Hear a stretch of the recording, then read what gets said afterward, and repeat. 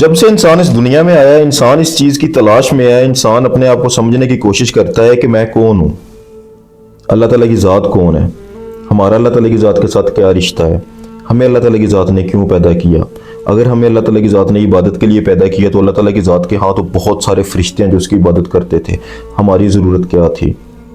آج کی ویڈیو میں اسی چیز کی گہرائی کو ہم سمجھنے کی کوشش کریں گے کہ آخر اللہ تعالیٰ کی ذات کا تمہیں پیدا کرنے کا مقصد کیا تھا۔ یہ یاد رکھنا، تمہاری ذات ایک بہت بڑا مقصد لے کے پیدا کی گئی، بنائی گئی۔ اللہ تعالیٰ کی ذات نے، دیکھو مختلف لوگوں نے مختلف جواب دیے۔ بعض لوگ کہتے ہیں انسان کو درد دل کے واسطے پیدا کیا گیا، بعض لوگ کہتے ہیں اللہ تعالیٰ کی ذات نے یہ تمام مخلوقات بنائی تھی، اس پہ ایک خلیفہ، ایک کنگ، ایک سلطان مسلط کرنا تھا، تو اللہ تعالیٰ کی ذات نے خلیفۃ الارض بنایا جو تمام مخلوقات کا سردار تھا، اللہ تعالیٰ کی ذات نے اس لیے انسان کو پیدا کیا۔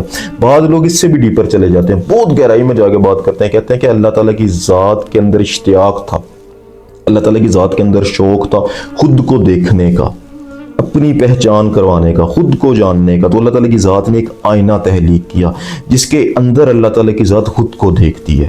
یاد رکھنا، اسی جو میں نے ابھی بات کی نا کہ آئینے والی بات، اسی چیز کی ڈیپتھ کو یہ جو لوگ رائے رکھتے ہیں، اسی کی گہرائی کو آج ہم سمجھیں گے تاکہ انسان کو ہم سمجھ سکیں کہ انسان کی حقیقت آخر ہے کیا۔ دیکھیں ویڈیو سننے کے بعد آپ کے ہوش اڑنے والے ہیں، میں آپ کو پہلے بتا رہا ہوں، اتنی گہری اور اتنی دلچسپ ویڈیو ہونے والی ہے۔ لیکن ایک چیز میں ضرور کلیئر کرنا چاہتا ہوں، اللہ کا دیکھنا اور تمہارا دیکھنا، اس میں بہت فرق ہے۔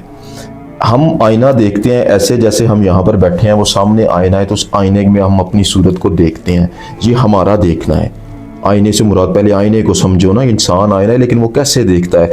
انسان دیکھتا ہے آئینے میں اپنی صورت، آئینہ سامنے رکھ کر۔ اللہ تعالیٰ کی ذات کا دیکھنا ایسا بالکل بھی نہیں ہوگا، وہ آئینہ خود خدا کی ذات ہی کے اندر ہوگا، خدا کی ذات کی مطلب اللہ تعالیٰ کی ذات خود ہی اپنے آپ کو دیکھے گا، لیکن اس آئینے کے اندر سے دیکھے گا، وہ آئینہ جدا نہیں ہوگا۔ مطلب کہ آئینہ تو ہم جب دیکھتے ہیں سامنے رکھ کے دیکھتے ہیں، اس کو نگاہ ڈالتے ہیں اور اپنی صورت کو دیکھ لیتے ہیں۔ اللہ تعالیٰ کی ذات اسی آئینے کے اندر جا کے اسی آئینے سے دیکھتا ہے۔ یہ تھوڑی سی گہری چیز ہے، اس کو جب میں ویڈیو مکمل کروں گا تو آپ کو بخوبی سمجھ آ جائے گی کہ اللہ کا دیکھنا کیسا ہوتا ہے، کیسے انسان ایک آئینہ ہے اور اللہ تعالیٰ کی ذات اس آئینے میں خود کو دیکھتا ہے۔ دیکھو شروع کہاں سے کرتے ہیں؟ بالکل شروع سے کرتے ہیں، سٹارٹ سے۔ ایک ایسا عالم جس وقت کوئی شے موجود نہیں تھی، لا الہ الا اللہ، کچھ نہیں تھا ماں سوائے اللہ کے، نہ کوئی فرشتہ تھا، نہ کوئی انسان تھا، نہ کوئی جن تھا، نہ کوئی سیارے تھے، نہ ستارے تھے، کچھ بھی نہیں تھا، ایک خالی پن تھا، ایک خاموشی تھی، ایک بالکل ہو کا عالم تھا۔ اس ہو کے عالم میں وہ تنہا تھا، وہ ہمیشہ سے تھا، وہ تنہا تھا۔ اس کی ذات کے اندر ایک شوق پیدا ہوا، کیوں نہ میں پہچاننا جاؤں۔ تو اللہ تعالیٰ کی ذات نے اپنے نور میں سے، اللہ تعالیٰ کی ذات نے اس احدیت کے اندر سے ایک علم کو جدا کیا۔ بات کو یہاں سے ذرا غور سے سننا آپ۔ پہلا عالم کیا تھا کہ اللہ تعالیٰ کی ذات تھی اور تنہا تھی۔ پھر دوسرا عالم کیا ہوا کہ اللہ تعالیٰ کی ذات کے اندر ایک شوق پیدا ہوا کہ میں خود کی پہچان کرواؤں۔ اللہ تعالیٰ کی ذات نے پھر اپنے اس علم میں سے ایک اور علم کو جدا کیا جو لوح کہلایا، جو قلم کہلایا، ٹھیک ہے، جو حقیقت محمدیہ کہلایا۔ وہ لوح اور قلم کیا ہے؟ وہ شاعر کہتا ہے نا کہ لوح بھی تو قلم بھی تو اشارہ کرتے ہیں سرکار دو عالم صلی اللہ علیہ وسلم کی ذات اقدس کے بارے میں۔ تو وہ علم، وہ نور وحدت کہلایا۔ پہلا عالم وحدت، دوسرا عالم وحدت کہلایا جو حقیقت محمدیہ بنے۔ یہ دو تھے، اب میں سے تو، ایک وہ تھا جو وقت موجود ہی نہیں تھا تو تھا، ایک وہ بنا جو اس کے اندر سے نکلا۔ اور یہ جدائی ایسی نہیں ہے کہ جیسے لوہے کو کاٹ کے تقسیم کیا گیا، نہیں، یہ علم کے اندر سے علم نکلا، نور کے اندر سے نور نکلا، روشنی کے اندر سے روشنی نکلی۔ تو ایک عالم یہ گزرا، ایک دور یہ گزرا۔ اس دور کے بعد پھر سرکار دو عالم صلی اللہ علیہ وسلم کے نور کو، اس لوح کو، اس قلم کو حکم اللہ تعالیٰ کی ذات ہوا کہ آپ اب اس سے ایک عالم جنریٹ کریں، ایک عالم بنائے۔ تو وہاں پر آ کر سرکار دو عالم صلی اللہ علیہ وسلم کی نگاہ سے، ان کے کرم سے، ان کے نور کے اندر سے ارواح پیدا کی گئی۔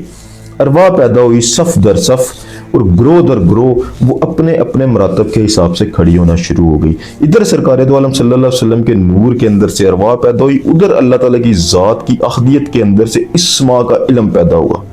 थोड़ी सी डीपर होती जा रही है ना। दो थे, एक आलम आहद यानी खुदा की ज़ात, एक आलम वाहद यानी नबी पाक सल्लल्लाहु अलैहि वसल्लम का नूर जो हकीकत मुहम्मदिया यानी लो और कलम था। अल्लाह ताला की ज़ात ने अपना लश्कारा करवाया इस्मा की सूरत में, इस्मा इलाहिया यानी एक इल्म। इधर नबी पाक सल्लल्लाहु अलैहि वसल्लम के नूर के अंदर से तमाम अरवाह पैदा होगी। अब वो वाला इल्म जो अल्लाह ताला की ज़ात के अंदर से निकला, इस्मा का इल्म, वो अल्लाह ताला की ज़ात ने अरवाह के अंदर डाल दिया। जो सरकार दो आलम सल्लल्लाहु अलैहि वसल्लम के नूर से जुदा हुई, तो वो सरकार दो आलम सल्लल्लाहु अलैहि वसल्लम के नूर की जुदाई की बरकत से अल्लाह ताला की ज़ात ने वही इल्म इन अरवाह के अंदर डाल दिया। बात को ज़रा यहाँ पर एक और नुक्ता क्लियर करो। जो कहते हैं ना कि नबी पाक हम जैसे हैं, नहीं, नबी पाक की अरवाह आलम अरवाह में हमारे साथ नहीं खड़ी थी, वहां पर मौजूद नहीं थी। हम तमाम लोगों की जितनी भी कायनात है उनकी अरवाह आलम अरवाह में बनाई गई, वहां पर मौजूद थी। और नबी पाक सल्लल्लाहु अलैहि वसल्लम अलग कायनात है, वो अलग है। वो उनका ताल्लुक खुदा से है, खुदा का ताल्लुक उनसे है। हकीकत मुहम्मदिया इंतहाई गहरी है। उन्हीं की बरकत की वजह से तमाम अरवाह को पैदा किया गया। यानी अल्लाह ताला की ज़ात अगर उस नूर को ना बनाती तो ये तमाम अरवाह पैदा ही ना होती। इसलिए कहते हैं ना कि उनके बनाने की वजह से सबब बना और अल्लाह ताला की ज़ात ने फिर आलम अरवाह को तहलीक कर दिया। तो ये तीसरा आलम था। उसके बाद चौथा आलम बना आलम मिसाल, जिस आलम के अंदर अकल और वहम, थोड़ी सी वीडियो यहाँ से गहरी होना शुरू हो जाएगी, पूरी तवज्जो चाहिए, क्योंकि ये वहम और अकल जो है ना, ये आगे चलकर बहुत काम आने वाले हैं। आलम अरवाह के अंदर से फिर एक आलम निकला जिसे आलम मिसाल कहते हैं या आलम मलकूत कहते हैं, जहां पर वहम और अकल ये तो दो चीजें जो है ना वो पैदा हुई। उसके बाद एक चौथा आलम जहां पर मादा क्रिएट हुआ। ये हमारा जो वजूद है ना, ये मिट्टी का बना हुआ है, ये मादा है। तो टोटल 4 आलम है। एक आलम वो जो अल्लाह ताला की ज़ात से नूर जुदा हुआ, लो और कलम का आलम, जहां पर सरकार दो आलम सल्लल्लाहु अलैहि वसल्लम की हकीकत। दूसरा आलम आलम अरवाह का। तीसरा आलम आलम मिसाल का, जहां पर वहम और अकल। और चौथा आलम आलम मादा का। ये चारों आलम अपने जहन में बिठा लो, इंसान की समझ आ जाएगी। यहां तक बात की समझ आ गई आपको। इससे आगे फिर क्या हुआ, अल्लाह ताला की ज़ात ने मखलूकात तहलीक की, जिन्नात बने। जिन्नात के हिस्से में क्या आया, जो तीसरा आलम था ना आलम मिसाल के अंदर मौजूद वहम, जहां पर अकल और वहम दोनों जनरेट हुए, वहां से वहम जिन्नात बने धुएं से और आग से। तो जिन्नात के हिस्से में आया वहम। फिर अल्लाह ताला की ज़ात ने तहलीक की फरिश्ते। फरिश्तों के हिस्से में आई अकल कुल्ली, जो दलील को मान लेती है, यानी इल्मुल यकीन। तीसरा अल्लाह ताला की ज़ात ने तहलीक किया आदम के अंदर अल्लाह ताला की ज़ात ने डाला बदन को और रूह को।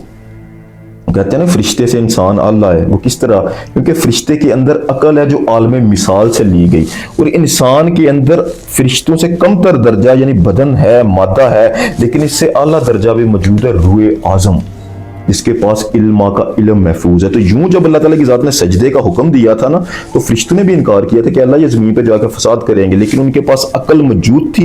दलील जब उनको दी गई, यानी ये इस्मा के इल्म जानते हैं, अल्लाह ताला की ज़ात ने दिखाया, तो फिर वो मान गए इल्मुल यकीन का मर्तबा, और उन्होंने आदम अलैहिस्सलाम को सजदा कर दिया। लेकिन जिन जो इब्लीस था उसके पास अकल नहीं थी, उसके पास वहम था, अकल का एक बहुत ही छोटा दर्जा। उसने सिर्फ आदम के बदन को देखा, रूह आज़म का जलवा वो नहीं देख सका, इस्मा की तजल्ली को वो नहीं देख सकता, उसने इनकार कर दिया और वो गुरूर में गया, किब्र में गया और शैतान हो गया। तो ये 3 मखलूकात तहलीक होगी, आदम, फरिश्ता और जिन्नात। अब यहां से जरा गौर से सुनना बात को, बड़ी मजे का यहां पे टॉपिक आने वाला है कि इंसान के पास जिन्नात जैसा वहम भी है जो आलम मिसाल से मिला, इंसान के पास फरिश्ते जैसी अकल भी है जो आलम मिसाल से, आलम मलकूत से फरिश्ते को मिली। आदम के पास मादा भी है और आदम के पास रूह आज़म भी है। ठीक है, इंसान जब इस दुनिया में आता है तो अल्लाह ताला की ज़ात ने इसे गिफ्ट किया कल्ब, जो मरकज बनेगा। सुल्तान फकर फरमाते हैं ये कल्ब तुम्हारी ज़ात के अंदर मौजूद है। ये एक ऐसा रास्ता है, एक ऐसा आईना है जिसके गिर्द ये 4 चफेरे चक्कर लगा रही होती है। यानी जिन्नात के अंदर मौजूद वहम और खन्नास जो है ना, वो भी इस कल्ब के गिर्द बैठे हुए हैं, और फरिश्ते जैसी अकल तुम्हारे दिमाग में मौजूद है। अक्ल सलीम को जो लोग इस्तेमाल करते हैं, इस खन्नास को यानी शैतानी वसवसे को दूर करते हैं, उसके कल्ब मुशाहिदात में चले जाते हैं, उसका कल्ब देखना शुरू कर देता है रूह आज़म को, जो अल्लाह ताला की ज़ात ने नबी पाक सल्लल्लाहु अलैहि वसल्लम के वजूद से जुदा की, और इस्मा का इल्म जो तुम्हारी ज़ात के अंदर मौजूद है उस तक रसाई हो जाती है। उस इस्मा के इल्म से इंसान का वजूद एक आईने की तरह साफ होता है, और सफाई होने के बाद अल्लाह ताला की ज़ात इसी दिल में, इसी आईने में, इन्हीं आंखों से, انہی آنکھوں سے خود کو دیکھتا ہے. اللہ تعالیٰ کی ذات انہی آنکھوں سے تمہارے ہی دل میں خود کو دیکھتا ہے. اتنا بڑا مقصد پورا کرنے کے لیے اللہ تعالیٰ کی ذات نے تمہیں خلق کیا. آج کے لیے اتنے. جزاک اللہ خیر.